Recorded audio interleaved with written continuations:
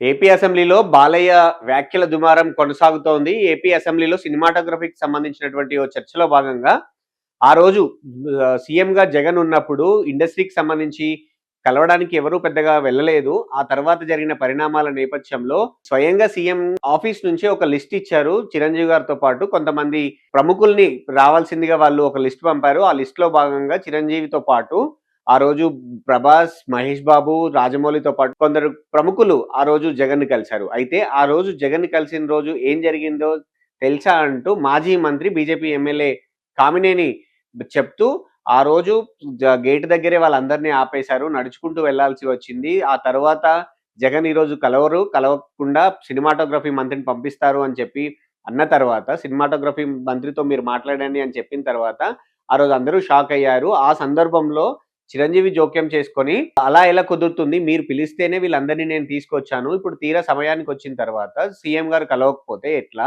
CM గారు కలుస్తారంటేనే వీళ్ళందరూ వచ్చారు. సినిమాటోగ్రఫీ మంత్రితో మీటింగ్ కాదు. జగన్‌తో మీటింగ్ కావాలి" అని ఆయన చిరంజీవి గట్టిగా అడిగారు. ఆ తర్వాత జగన్ రావాల్సి వచ్చింది. వాళ్ళందరిని కలిసారు అని కామినేని అసెంబ్లీలో చెప్పారు. అయితే ఆయన వ్యాఖ్యలకు సంబంధించి Hindupur MLA, cine hero Balayya తీవ్ర అభ్యంతరం చెప్తూ నాకు మాట్లాడేందుకు అవకాశం ఇవ్వాలని చెప్పి స్పీకర్‌ను కోరగా డిప్యూటీ స్పీకర్ అవకాశం ఇచ్చారు. ఆ సందర్భంగా ఆ రోజు జరిగిన దాని విషయంలో పిలిచిన మాట వాస్తవము. అంతకుముందు వెళ్ళని మాట వాస్తవము.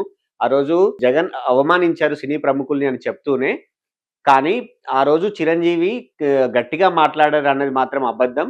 అవమానించిన తర్వాత కూడా ఆ రోజు ఎవరు గట్టిగా మాట్లాడలేదు అంటూ కొంచెం పరుష పదజాలంతో బాలయ్య వ్యాఖ్య చేయడం జరిగింది. సో, ఎవడు ఆ రోజు గట్టిగా మాట్లాడలేదని చెప్పి ఆయన నొక్కి వ్యాఖ్యానించడంతో పాటు, కూటమి ప్రభుత్వం వచ్చాక కూడా సినిమాకి సంబంధించినటువంటి ఇండస్ట్రీ ప్రముఖులొచ్చి కలిసే సందర్భంలో తనను ఇగ్నోర్ చేశారు. తన పేరును 9థ్ ప్లేస్‌లో పెట్టి పంపించారు. ఎవడు పంపించాడు అని చెప్పి సినిమాటోగ్రఫీ మంత్రికి ఉద్దేశిస్తూ మాట్లాడారు. సో, ఆ వ్యాఖ్యలకు సంబంధించి ఇప్పుడు దుమారం రేగుతుంది. కొంతమందేమో చిరంజీవిని పరోక్షంగా విమర్శించారు అని చెప్తున్నారు. ఇంకొంతమందేమో చిరంజీవిని టార్గెట్ చేశాడు బాలయ్య అని చెప్తున్నప్పటికి కూడా, ఆ రోజు జరిగిన సందర్భాన్ని కరెక్ట్ చేసే ఉద్దేశ్యంతో బాలయ్య చెప్పుంటాడు అనేది టీడీపీ వెర్షన్ అయితే, కాదు ఎవడు అంటూ సంబోధించాడు చిరంజీవిని అనేది కొంతమంది బయట జరుగుతున్నటువంటి ప్రచారం.